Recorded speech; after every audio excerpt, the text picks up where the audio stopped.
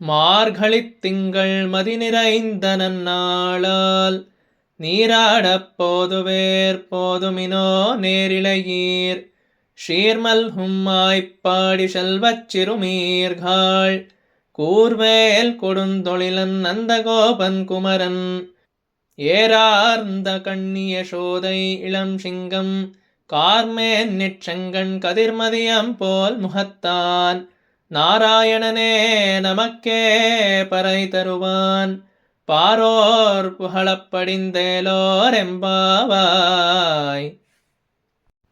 ಪ್ರತಿಪದದ ಅರ್ಥ: ಶೀರ್ ಸಂಪತ್ತು, ಮಲ್ಹುಂ ತುಂಬಿರುವ ಅಥವಾ ಸಮೃದ್ಧಿಯಾಗಿರುವ, ಆಯ್ಪಾಡಿ ಗೋಕುಲದ, ಶೆಲ್ವಂ ಸೌಂದರ್ಯದ, ಸಿರಿಯುನ್ನುಳ್ಳ, ಶಿರುಮೀರ್ಘಾಳ್ ಎಳೆಯ ವಯಸ್ಸಿನ ಹೆಂಗಳೆ, ನೇರ್ ನೇರ್ಮೆಯೆಂಬ, ಇರಯೀರ್ ಆಭರಣವುಳ್ಳವರೇ, ಕೂರ್ ಹರಿತವಾದ, ವೇಲ್ ವೇಲಾಯುಧವನ್ನುಳ್ಳ, ಕೊಡು, ಕ್ರೂರ, ತೊಳಿಲನ್ ಕಾರ್ಯದವನಾದ, ನಂದಗೋಪನ್ ನಂದಗೋಪನ, ಕುಮರನ್ ಮಗನು, ಏರ್ ಸೌಂದರ್ಯವು ಅಥವಾ ಆಕರ್ಷಣೆಯಿಂದ ಕೂಡಿದ, ಆರ್ಂದ ತುಂಬಿದ, ಕಣ್ಣಿ ಕಣ್ಣಿನವಳಾದ, ಅಶೋದೈ ಯಶೋದೆಯ, ಇಳ ಎಳೆಯ, ಶಿಂಗಂ ಸಿಂಹನು,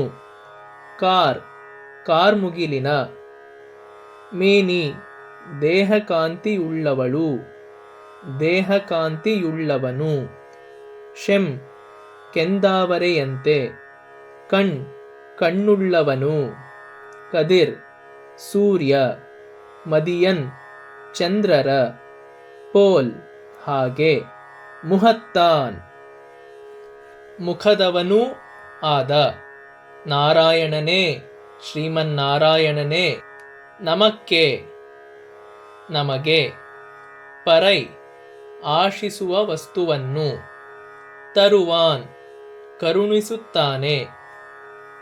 ಮಾರ್ಘಳಿ ತಿಂಗಳ್, ಮಾರ್ಗಶಿರ ಮಾಸದ, ಮದಿ ಚಂದ್ರನು, ನಿರೈಂದ ತುಂಬಿದ, ನಲ್ ಒಳ್ಳೆಯ, ನಾಳಾಲ್ ದಿನದಂದು, ಪಾರೋರ್ ಲೋಕದ ಜನರೆಲ್ಲ, ಪುಹಳ್ ಕೊಂಡಾಡುವಂತೆ, ಪಡಿಂದುಪಲ್ ನೆಲೆಯನ್ನು ಗಳಿಸುವುದಕ್ಕೆಂದು, ಎಂ ನಮ್ಮದಾದ, ಓರ್ಪಾವಾಯ್ ಒಂದು ವ್ರತಕ್ಕಾಗಿ, ನೀರಾಡ ಮಜ್ಜನ ಮಾಡುವುದಕ್ಕಾಗಿ, ಪೋದುವೀರ್ ಬರುವವರೆಲ್ಲರೂ, ಪೋದುಮಿನ್ ಬನ್ನಿ.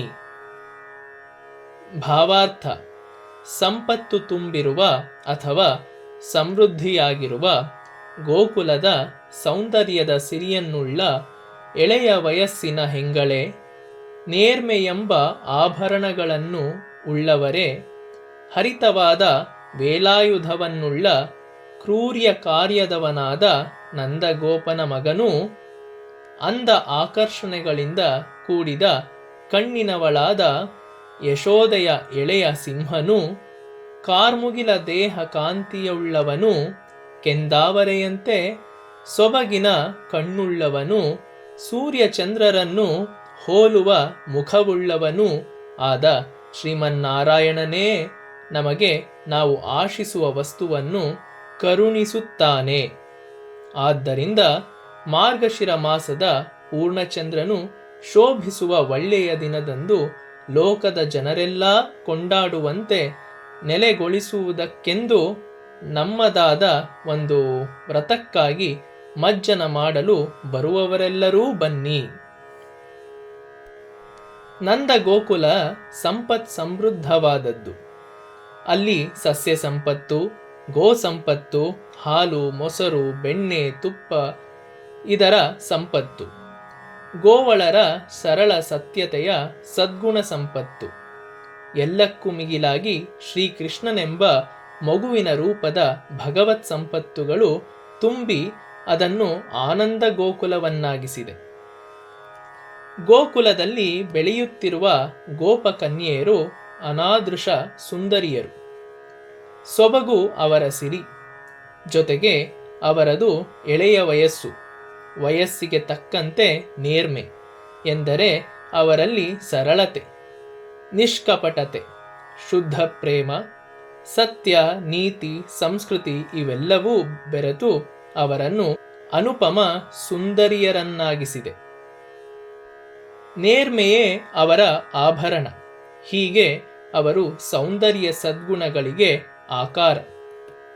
ಗೋಕುಲಕ್ಕೆ ಒಡೆಯ ನಂದಗೋಪ, ಒಡತಿ ಯಶೋದೆ. ಶ್ರೀಕೃಷ್ಣನನ್ನು ಅವರು ಮಗನನ್ನಾಗಿ ಪಡೆದ ಬಳಿಕ ಶ್ರೀಕೃಷ್ಣನಿಗೆ ಹೇರಳವಾದ ಶತ್ರುಗಳಿದ್ದಾರೆ ಎಂದು ತಿಳಿದ ಬಳಿಕ ನಂದಗೋಪನಿಗೆ ಮೈಯೆಲ್ಲಾ ಕಣ್ಣು. ಯಾರಿಂದ ಯಾವ ಕ್ಷಣದಲ್ಲಿ ಯಾವ ರೂಪದಲ್ಲಿ ತೊಂದರೆಯೊದಗುವುದೋ ಅದರಿಂದ ತನ್ನ ಮುದ್ದು ಮಗನನ್ನು ಸಂರಕ್ಷಿಸಲು ತನ್ನ ಹರಿತವಾದ ವೇಲಾಯುಧವನ್ನು ಹಿಡಿದು ಸದಾ ಸಿದ್ಧನಾಗಿರುವನು ನಂದಗೋಪ.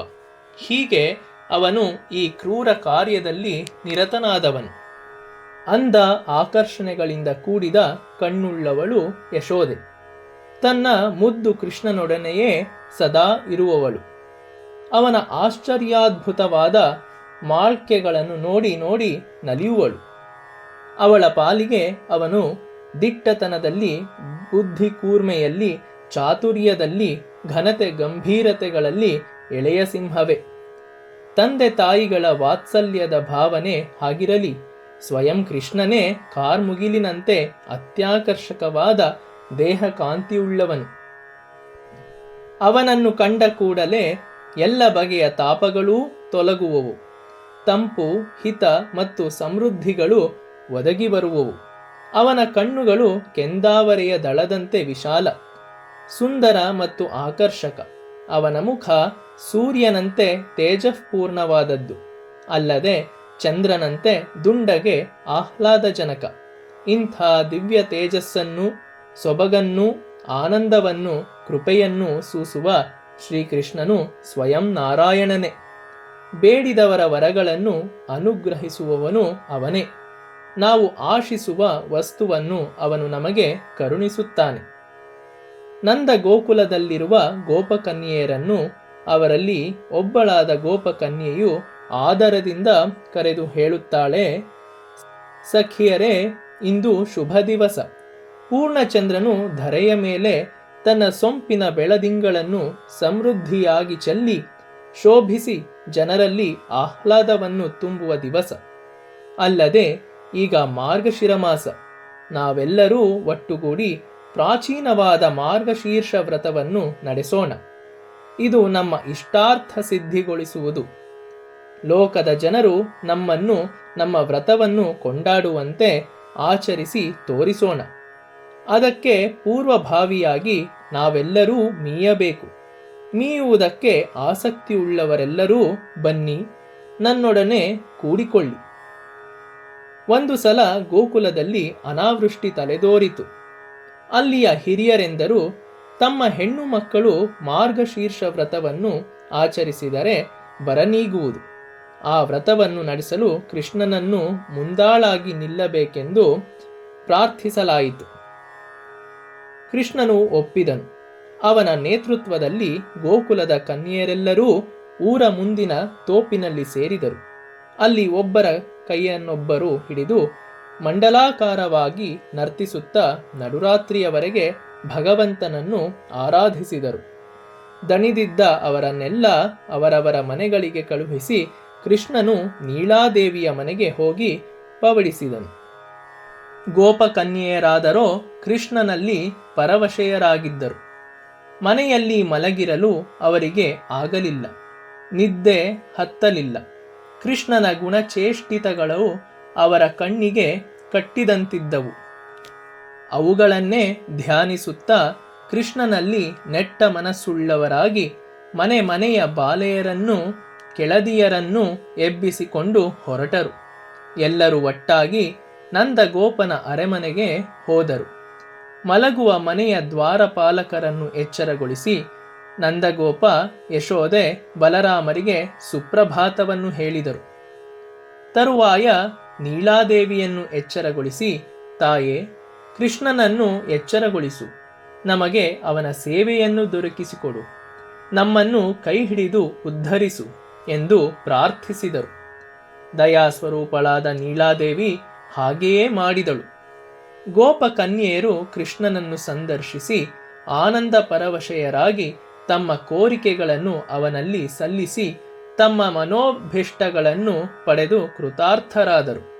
ಕೃಷ್ಣ ವಿರಹದಿಂದ ನೊಂದವರಾದ ಗೋಪಕನ್ಯೆಯರು ಹೇಗೆ ಮಾರ್ಗಶೀರ್ಷ ವ್ರತವನ್ನಾಚರಿಸಿ ತಮ್ಮ ನಾಥನನ್ನು ಸೇರಿದರು ಎಂಬುದು ಇದಕ್ಕೆ ಹಿನ್ನೆಲೆ. ಈ ಮಾರ್ಗಶೀರ್ಷ ವ್ರತವು ಬಹು ಪ್ರಾಚೀನವಾದದ್ದು.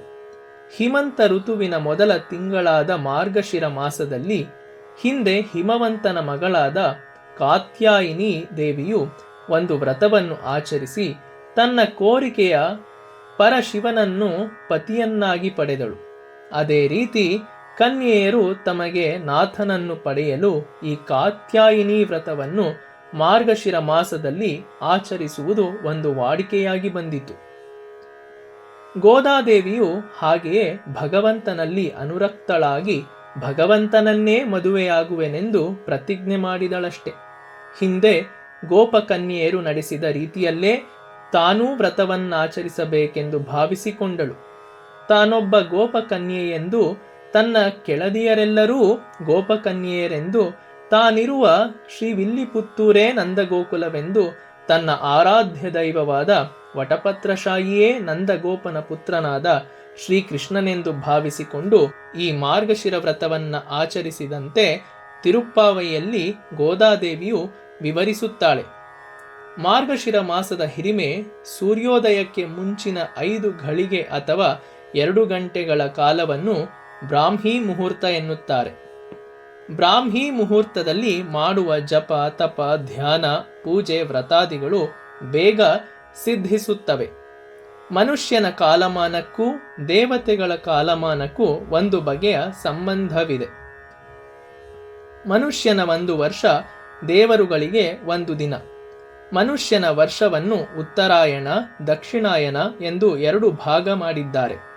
ಉತ್ತರಾಯಣದ 6 ತಿಂಗಳು ದೇವತೆಗಳಿಗೆ ಹಗಲು, ದಕ್ಷಿಣಾಯನದ 6 ತಿಂಗಳು ಅವರಿಗೆ ರಾತ್ರಿ.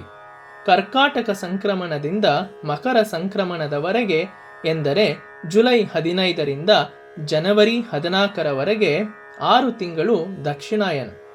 ಇದು ದೇವಮಾನದಲ್ಲಿ ರಾತ್ರಿ. ಮನುಷ್ಯರ ಮಾರ್ಗಶಿರ ಮಾಸ ಎಂಬುದು ಡಿಸೆಂಬರ್ 15ರಿಂದ ಜನವರಿ 14ರವರೆಗೆ ಇರುತ್ತದೆ. ದೇವಮಾನದಲ್ಲಿ ಇದು ಅವರ ಬೆಳಗಿನ ಜಾವ ಅಥವಾ ರಾತ್ರಿಯ ಕಡೆಯ 5 ಘಳಿಗೆ. ಇದೇ ಅವರ ಬ್ರಾಹ್ಮೀ ಮುಹೂರ್ತ.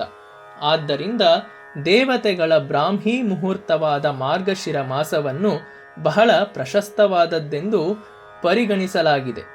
ಶ್ರೀಕೃಷ್ಣನು ಭಗವದ್ಗೀತೆಯಲ್ಲಿ ತನ್ನ ವಿಭೂತಿಗಳನ್ನು ಅರ್ಜುನನಿಗೆ ಪರಿಚಯ ಮಾಡಿಕೊಡುತ್ತಾ ತಿಂಗಳುಗಳಲ್ಲಿ ಮಾರ್ಗಶಿರ ಮಾಸ ನಾನು ಎನ್ನುತ್ತಾನೆ. ಅಲ್ಲದೆ ಅರ್ಜುನನಿಗೆ ಗೀತೋಪದೇಶ ಮಾಡಿದ್ದು ಮಾರ್ಗಶಿರ ಶುದ್ಧ ಏಕಾದಶಿಯ ದಿನ. ಪ್ರಾಚೀನ ಕಾಲದ ಕಾತ್ಯಾಯಿನಿ ವ್ರತವು ಮಾರ್ಗಶಿರ ಮಾಸದಲ್ಲೇ ಆಚರಿಸುತ್ತಿದ್ದುದು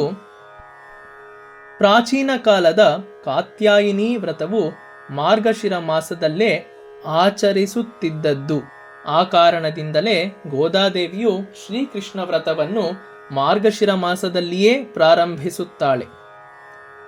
ಪರೈ ತರುವಾನ್. ಪರೈ ಎಂಬುದಕ್ಕೆ ಹರೆ ಎಂಬ ತಾಳವಾದ್ಯ, ಮಂಡಲ ಮಾತು, ಆಶಿಸಿದ ವಸ್ತು, ಹಾರುವಿಕೆ, ರೆಕ್ಕೆಗಳು ಎಂದು ಅರ್ಥ ಬರುತ್ತದೆ. ಗೋಪಕನ್ಯೆಯರು ನಡೆಸಿದ ವ್ರತದಲ್ಲಿ ಕೃಷ್ಣನು ಮುಂದಾಳಾಗಿ ನಿಂತು ನಡೆಸಿದನು. ಊರ ಹೊರಗಿನ ತೋಪಿನಲ್ಲಿ ಗೋಪಕನ್ಯೆಯರೆಲ್ಲರೂ ಒಬ್ಬಳ ಕೈಯನ್ನು ಒಬ್ಬಳು ಹಿಡಿದು ಮಂಡಲಾಕಾರವಾಗಿ ನಿಂತು ನರ್ತಿಸಿದರು. ಅವರ ನರ್ತನಕ್ಕೆ ಬೇಕಾದ ಹರೆ ಎಂಬ ತಾಳವಾದ್ಯವನ್ನು ಕೃಷ್ಣನೇ ಬಾರಿಸಿದನು ಎಂದು ಪರೈತರುವಾನ್ ಎಂಬುದಕ್ಕೆ ಅರ್ಥ ಕೊಡುತ್ತಾರೆ. ಗೋಪಕನ್ಯೆಯರಿಗೆ ಕೃಷ್ಣನೇ ಕೋರಿಕೆಯ ವಸ್ತು, ಅವನು ಅವರಿಗೆ ಲಭ್ಯನಾಗುತ್ತಾನೆ ಎಂದು ಅರ್ಥ ಮಾಡುತ್ತಾರೆ. ಎರಡೂ ರೀತಿಯ ವಿವರಣೆಯು ಸಾಧುವೆಂದು ತೋರುತ್ತದೆ.